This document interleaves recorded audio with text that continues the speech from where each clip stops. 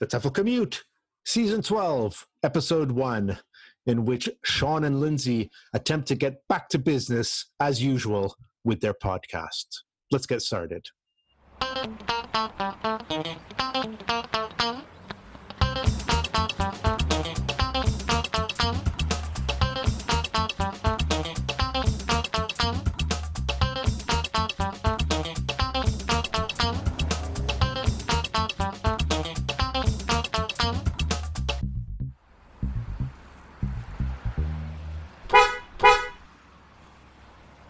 Welcome, everybody, to the TEFL Commute. I'm your host, Lindsay, and I'm joined by my co-hosts. Hi, I'm Shaun. Go on, Lindsay, go for it. Go on, go for it. The TEFL Commute, go on. The TEFL Commute is a podcast for language teachers. It's not about language teaching, but the topic always seems to come up. That's because Shaun and I are both language teachers, teacher trainers, writers, interested in all things language teaching. Have I got that right, Shaun? Yeah, I'm more impressed by the fact you managed the tagline after this all this time. It's a long while since we've recorded a TEFL Commute, isn't it? Yes, you might say we're almost getting back to normal. Yay, haha, very good. Did you like that segue? I did. He's groaning already. We are back to normal, but usually I should be the one groaning. Yeah, as you say, I'm going to bring up loads of jokes now just to get the groans and get back to that normality that we talked about. Yes. Anyway, in every episode of the TEFL Commute, we take a topic or a word, and we explore different aspects of that word. And for our first episode in the new season here, we have taken the word normal. Yes, and I think as we research these episodes, when I put normal into Google, one of the things that I saw was this quote, which is, "Everything old is new again, including normality." I know. I think that's going to come up a couple of times in our thing. I think, but it's quite profound. And is it quite true? So is the normal we're now in the old, or is it new again, or is it? Is time a flat circle, or are we going round and round? Interesting. Well, we know that the Earth is flat and on the back of a turtle, so don't even argue with that one, Lindsay. Well, normal as a word, I did a little research on the word normal itself. So, I mean, dictionary definitions and so on. But I was interested in idioms, and I couldn't find lots of really good idioms. I mean, there were things like collocations, like something is perfectly normal, a return to normal. Also, the phrase, is it normal to do or be? Like, is it normal, to feel sick after whatever? Is it supposed to say feel sick? Oh gosh, yeah, sorry. Another one is to be your normal self, or get back to your normal self. So often normal seems to be like collocating with things like questioning normal, or getting back to normal, returning to normal. But if you look at synonyms of normal, you get things like common, which has several more interesting idioms, things like common sense, as common as muck. I always like that one. Things like standard, as well as another normal word, has some really cool idioms like bog standard. And then the funny one, another synonym for normal, which is typical, had a great collocation, which I always think is very British, and I've heard you say it a lot of times, Shaun. What's the collocation with typical? Bloody. Yes, indeed, bloody typical. But you wouldn't say something bloody typical of Lindsay. Yes, exactly. You wouldn't say it's bloody normal, although that kind of sounds funny actually as well. Yeah, I guess it does. It's funny how those words are. Looking at all those different words and the way it's like common and regular and those kind of things, I did look at it and think, well, none of those words actually apply to teaching anyway, do they? I mean, we know. We don't have kind of normal jobs, and I don't mean that in a bad way. I'm thinking I always think, obviously, with my private language school background, in the typical PLS, my normal timetable. I mean, my normal timetable was working late at night and early in the morning. I mean, i.e., when other people are not working. Exactly. Yeah. Lunch times and things like that. Yeah. I mean, it's interesting to think of whether or not teaching is a normal job if you take the definition of conforming to a standard or regular pattern. Yeah, exactly. Some teachers it is. If you're teaching in your regular school system, it would be. Yeah. No? Yeah, but I guess, a normal job. But it's Yeah, I think there's less regularity about teaching, even in the state sector like that, than we might imagine, especially now, of course, Yeah, yeah. where who knows what's happening, But which of kind course, of brings us to why we're talking about the episode. Yeah. exactly, because one of the other new collocations that's been bandied about a lot recently is, of course, the new normal. So normal is now collocating with New. new. Yeah. And are you a fan of the new normal? I mean, I don't mean the situation we're in. I mean the expression normal, because Oh, it you mean do drives I me like? crazy. Well, I Yeah, think it's kind of. it is becoming sort of that overused, isn't it? I mean, the new Yeah, normal to me is becoming like the new 21st century X, right? Like 21st century teachers, 21st yeah. That's what century learners. We now have new normal lessons, new normal teachers, I new think normal schools. that's one of the things I put in the show notes is, has he become a trope? And I actually recall from you when you used to do the six things blog. Was that what it was Yeah, called? that's right. Yeah, And you were talking about 21st century skills becoming a trope with it. But yeah. I do have to pick you up. New normal isn't new. It It's not a isn't new. new. It's not a new collocation. So what? It goes back to when, to the first SARS epidemic, or Yeah, older? everything. You remember everything old is new again, Yeah. including normality. Well, actually, if you look up the new normal, you can trace it back. And James and I slightly disagree on this, but somewhere post World War One, around 1918, 1921, was its Wow. first use. And what was it being referred to? Just the new, like in the States and in Europe, or was it a British thing? Was it an American thing? Does it? I don't want to go too deeply into what it means because I don't want to spoil a future segment of the podcast. But it was used back. The first one, the first sign I saw was actually in some Christian writing, referring to the new normal in the post-war state for it. Okay. But so.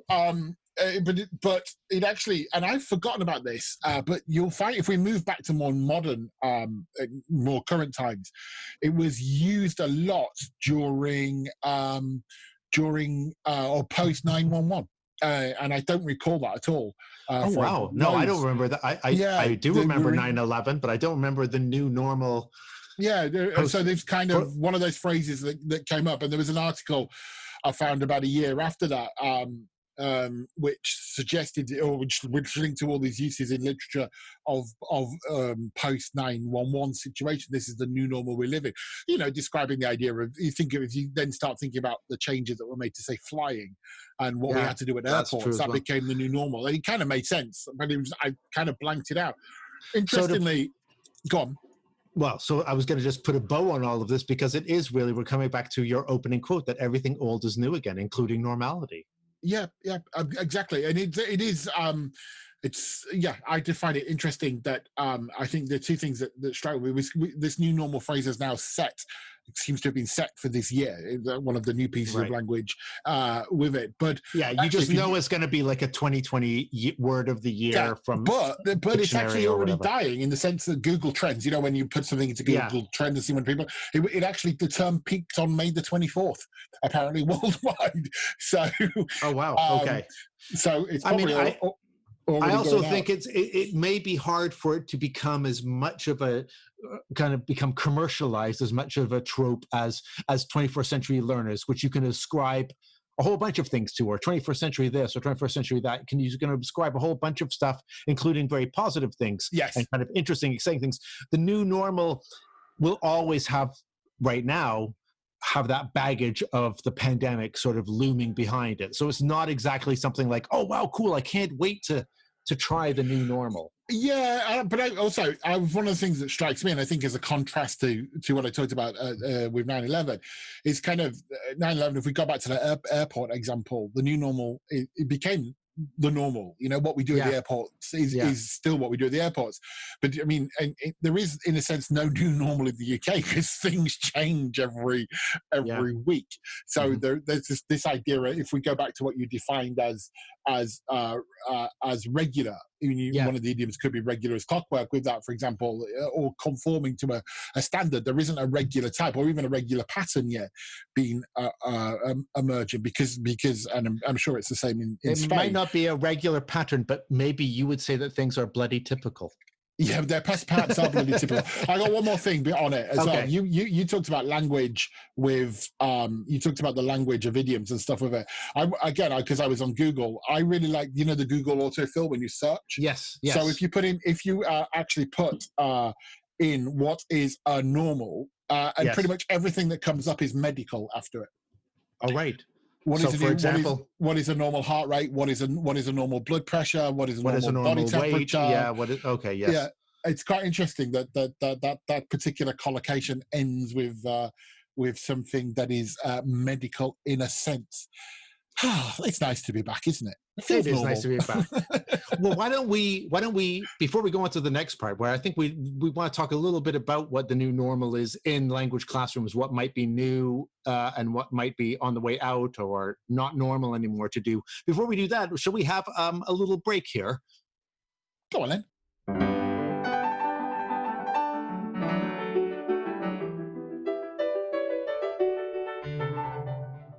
It seems like we're having a bit of a shake-up around here, and normally long-time listeners will know that I'm your jargon buster. But after 11 seasons and 81 episodes, the jargon buster is gone and has been replaced by the word master. So that means new music and a new, classier tone, I'm sure you agree. In this feature, I'll be looking at the history behind the theme of our episode. So today, that's normal. The word normal has meant typical and common since around 1500 and has its roots in the Latin normalis, meaning conforming to the rules. There's also the possibility it comes from the Greek nomon, meaning carpenter's square, the tool they use for measuring. But as a noun, as in the new normal, well, this form has only been around since about 1890. Another word that has the same derivation is enormous, from around 1530, which originally meant abnormal, but very quickly became to mean extraordinary in size within just a handful of years. It wasn't until the 1940s that this word was squashed into a portmanteau with gigantic to become ginormous.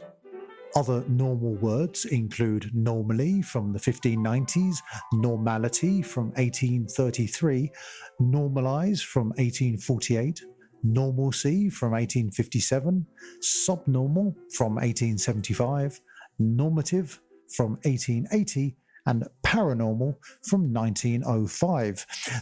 The 19th century was certainly a good time to play around with the word normal. Maybe the most obscure member of this word family is norepinephrine, a type of neurotransmitter that I am in no way qualified to explain, but literally means normally structured molecule on a kidney.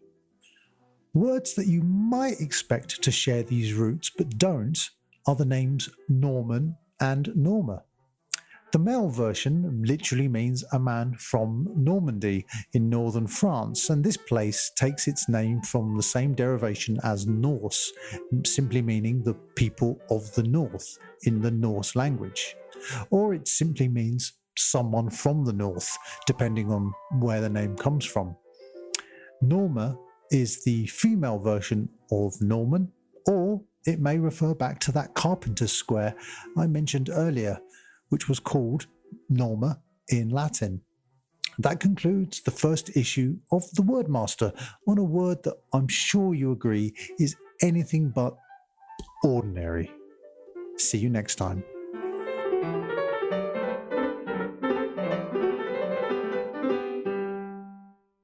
So that little dropping, is that part of our new normal for this podcast? That is part of our new normal. We've decided that this season of the TEFL Commute, we always like having what we call our drop-ins, sort of little extra segments.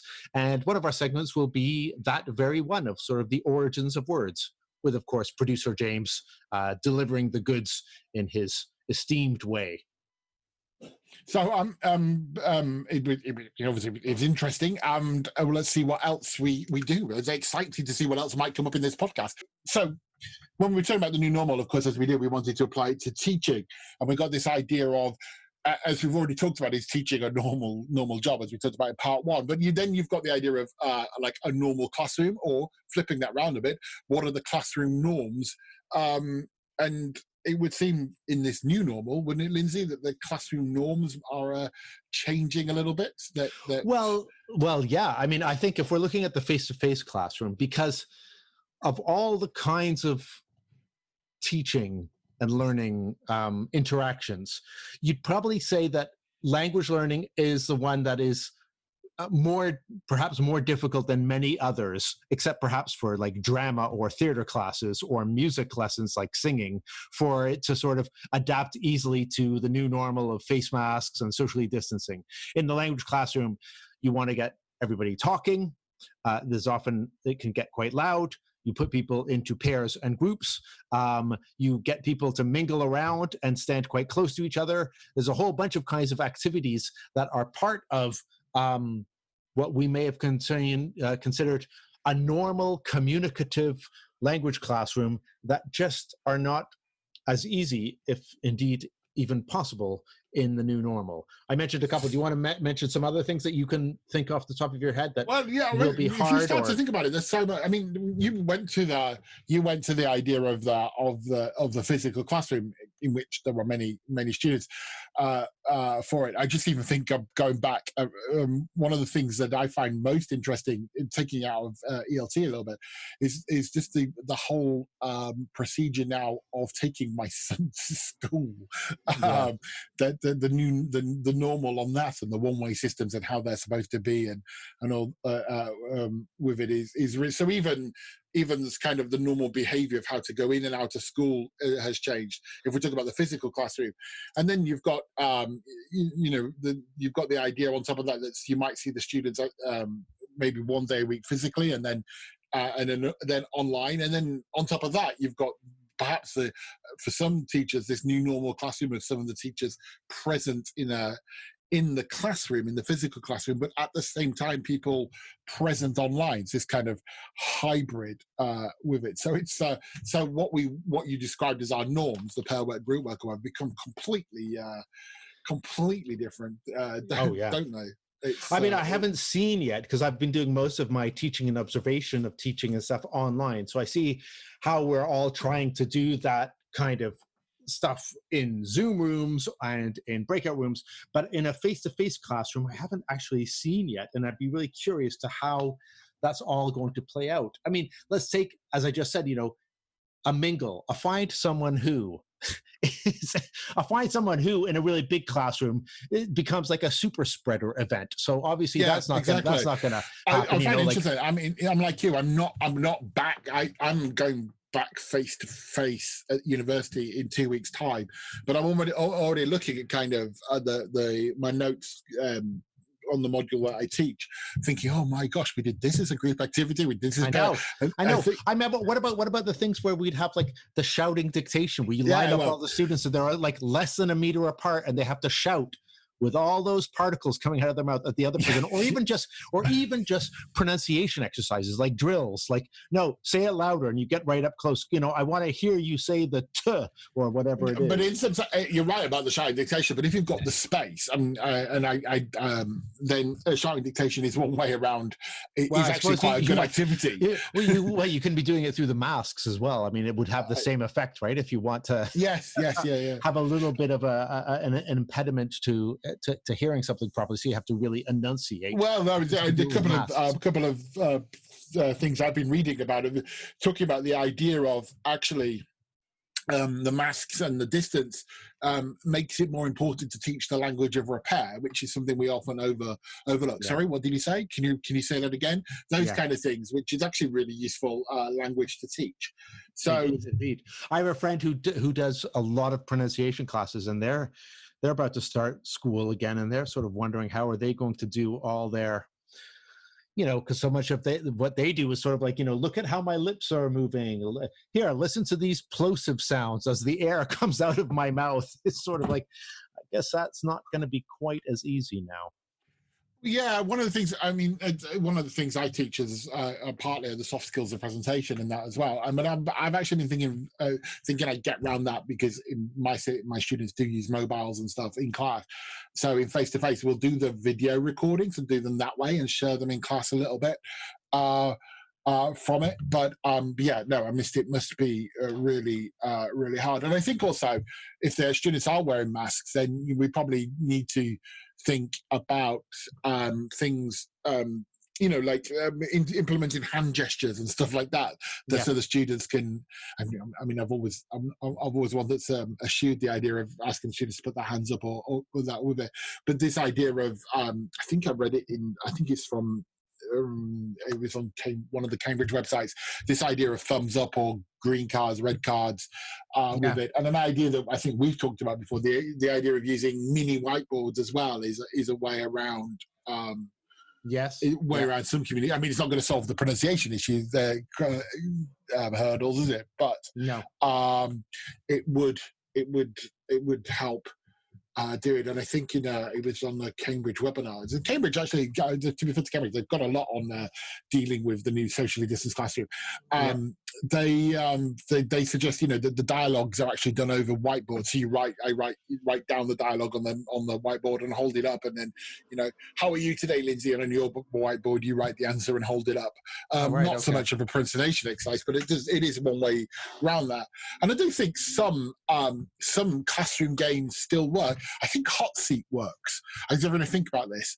The old hot seat, back to the board kind of. Oh, the back to the board thing. What? Yeah. Okay, because I remember it's back to the board. Why don't you just quickly gloss it for our listeners? Because so that would be one student with the way I would play it, with the student sat on a chair facing the class at the front of the room with the board and behind them. You write a word, or you display a word or a picture behind them, and everyone else has to get them to guess.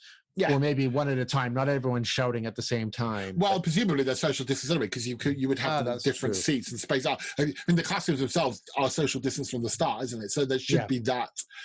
There should be that safe space for the student to utter something. But that way, you can still, it's kind of not all doom and gloom. Some of my favorite, that was one of my favorite and first learnt games. I think also the stand-up, sit-down games. Do you ever play those? Yes, that's right. Yeah, if it's true for you, stand up or sit down. That kind of idea would still work in the classroom. So I think to be honest, if we're being honest about it, maybe if you're taking worldwide the amount of English teaching going on, there might not be that. Like losing the find someone who maybe not everyone was doing it anyway. No, that's true. But yeah, because it's one of those activities I've always thought everybody in the world knows this kind of activity. Yeah. But I've never felt to be surprised when I've gone to kind of local language conferences and somebody says, "Oh, you could find someone who," and the teacher goes, "That's amazing." Yeah. Indeed. But shall we break? Let's take another little break. We'll be back in a moment. Hi, producer James here with a quick message to say thank you for listening to the podcast. This show is available on all podcast players, including Apple Music, Spotify, and now on Amazon Music. Make sure you subscribe to get the latest episode. Right. So we're back again. I did bring another thing that I wanted to talk about on the podcast, if we're talking about normal, and that's the whole idea of like, what is normal? What is average? What does normal mean? And we did that in the first part. We did, but I bringing it back to the whole thing of like an average. And I, as being a course book writer, I am. Yeah, LindsayKleinfield.com. And when I did a text once, which I always was interested in, which was the concept, and I'm going to give it a little test to you, Shaun, because I've got you here. The concept of what is normal or what is average, because in the 19th century, there was apparently quite a bit of like curiosity about trying to find the perfectly average person. So mathematicians and statisticians, the field of statistics was getting interested in it. And there's a guy called Adolphe Quetelet, who created a term called l'homme moyen. the average man in 1835. And the average man, excuse me, it was a sexist term, obviously, at the time, but let's say average man, average person, was supposed to be the exact average height of all the people of a country, exact average weight, exact average lifespan, exact average chance of being a criminal, exact average number of children. And so there was a quest to kind of like seek out this exact average person, and in a way the statisticians viewed that person as the ideal, and everybody who deviated that was not normal. That was like the ideal, but it never really existed. However, it hasn't stopped statisticians from trying to constantly find what is, you always get that, like we're always going off for what's a normal salary for a teacher, what's a normal lifespan in this country, what's a normal price for this and that. And in the UK, they've done various studies on what is average UK man. So this is one from the mid 2000s, and I wanted to read to you average UK man, and you just say if you how much you conform to this average UK man. All right, Shaun? Ready? Okay. So Yeah, I will read you the sentences. These are from the mid 2000s, right? This is before the 2010s, so we're off a bit. I couldn't find anything more recent, but this is and you tell me how average you are. Okay, ready? Yes, average sir. UK man is 40 years old. Not average. No. He is married. Not married. Okay, he has between 1 and 2 children. Between one and two. Yeah, Yes, I have one or two children. Yes, I do. Actually, he has 1.8. Yes. Okay, he owns 22 pairs of socks. I'm not sure. I would guess it probably is around that, but I wouldn't know. He thinks he is a good driver. I can't drive. Okay, you're very not average. He has 3 or more televisions in his house. No, we have 1. He has 8 to 14 good friends. I would say no. He sleeps 7 hours a night. Oh, definitely not. He drinks 3 cups of tea a day. Don't like tea. He does less than 30 minutes exercise a week. A week? No. I do about an hour a day. He takes 1 foreign holiday per year. In the old norm, yes. Okay. He works more than 40 hours a week. Probably. Okay. He has more than 80 contacts on his mobile phone. Hang on. Actually, I do. Yes. He can cook at least 4 meals. Yes. So of all the things there of average UK man, you are definitely not average. You are not what Adolphe Quintelet would have said, the ideal average one. You're far off. So it's kind of just thinking about how loaded that is. That phrase is, you're not the ideal, you're not normal. That's quite. I know, it's pretty weird, isn't it? It's interesting that they kept going for it. This was a quest. It was in a British newspaper. Like, what is the perfect average man? And I think it was just done for there was also, he has read at least 1 Harry Potter book. I've got them all on the shelf behind me. Yes. Yes. And I think there was another one. He owns Queen's greatest hits. I don't. I used to in a previous life, but I don't now.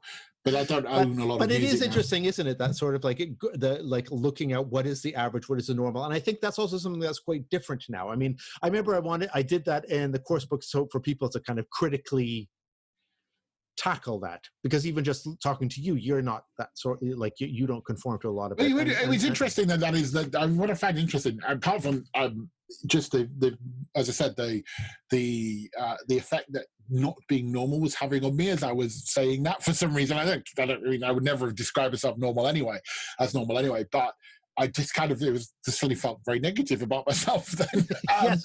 Well, I think it's an interesting thing as well, because this whole normal thing gets wrapped up with so many other things of identity. Yeah, exactly. What is normal, and sexuality, and all kinds of things. I mean, and so it's interesting to sort of that idea of where the origins of what is normal, what is average, and whether or not that's an ideal, or whether it's something that we should even be looking at. Because it runs counter, of course, to anything where you want to be trying to celebrate diversity. You'd want to, unless you want to put that idea out there precisely as we did, to critically interact with it. But yeah, it's quite interesting. Because I don't know many people that would kind of fall into what you just defined as in the normal person. No. To be honest. No. I don't think it's a thing that people would even do. It's one question you could ask is, do you think this kind of exercise is worthwhile at all? Is it when did you write that exercise? How long ago? Well, this was 2004. Yeah, it's interesting. Long enough to have known better, but I did make it as people had to criticize the idea of going. No, sorry, I wasn't coming from a critical angle with it. That's all right. I know, but that's quite a long time since it was written, and it's probably indicative of actually how much the world has changed for a more diverse place or openly diverse place over the last decade for it, which I think is why it sits less well with me than it might have done in 2004-5. Indeed. But interesting. Diversity. There's a new episode that we could look at. Anyway, I'm excited by this because the last little bit, can we bring in a new dropping? Oh, let's do our last part of our new normal here at the TEFL Commute. Will be another section that we're proud to announce right now. Shaun, let's do it. Go!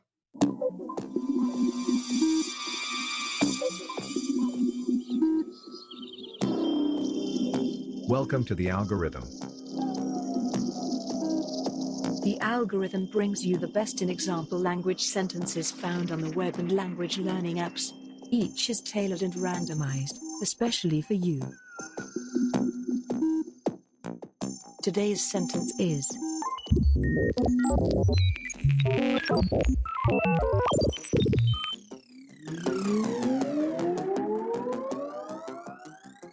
My television is in my lion.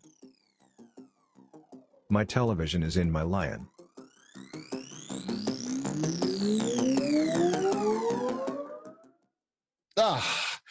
There we go. All right. Let's hope that maybe that's going to become a classic. Will it become a classic, or will it just become normal, or will it become something that we? Or normal, or could be like bring back the angels. Exactly. Right. Have we done our first episode? I think we've done our first episode. Wow. There we go. Thank you to everybody for listening. I think it's been mentioned before in the show, but to find us, you can find us at all the places. We're on Facebook at the TEFL Commute. We're on YouTube. We are on all the podcasting places where you're listening to this. We're now also on, Shaun, you said we're on Amazon. We are now available via Amazon Prime. So if you do have that, you can find us on Amazon Prime. You can find us there. And we're on Instagram at TEFL Commute Pod. Well remembered. I'm so impressed. James will be happy. We're always happy to hear from our listeners, so you can drop us a line at any of those places or find us at our website, teflcommute.com. I have been Lindsay Clanfield during this episode. Have you really? And next episode you will be whom? I will be the same. Okay, well, is that normal? It is. Okay, and I've been Shaun Wilden. Thank you for listening. See you next time. Bye.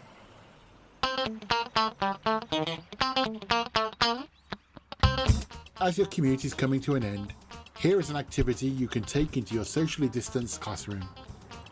The Cambridge blog we referred to in the podcast mentions the activity snowballs. If you've never done snowballs before, you need some paper for each student. The basic concept is that each student writes something dependent on the prompt you give. Then each person screws up their paper into a ball.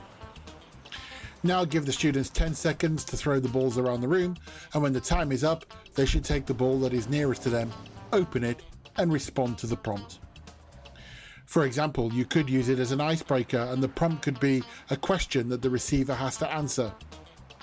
Or it could be a topic related to your lesson, for example, favourite food, and then they write on that elements of food and share it around the class. It could even be a review of a lesson where you ask the students to write down what they've learned, throw their paper around, the person opens the paper and reads out what people have learned. Or it could even be a way for students to collaboratively write a story.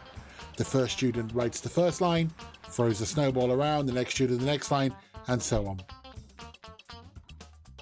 You've been listening to the TEFL Commute, an original podcast by Lindsay Clanfield, Shaun Wilden and James Taylor. Visit us at teflcommute.com.